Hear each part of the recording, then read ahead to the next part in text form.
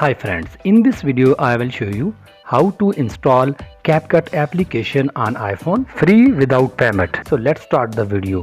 First of all, open App Store on your iPhone and tap on your profile icon. Now tap on profile name, then tap on country and region.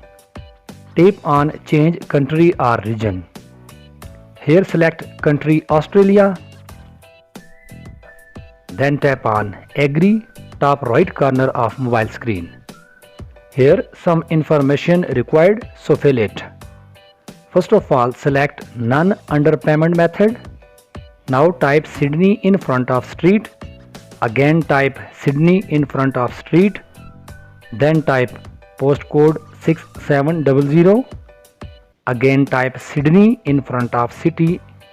And then type South Australia in front of state and tap on done button. Now type 1 to 10 digits in front of phone and tap on done or next. Now your country or region changed, so close App Store and reopen it. Now type CapCut in search bar of App Store.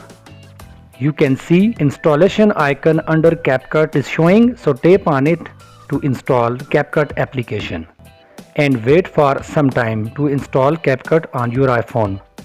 As you can see that I have successfully installed CapCut application on my iPhone, so you can also do by following this process.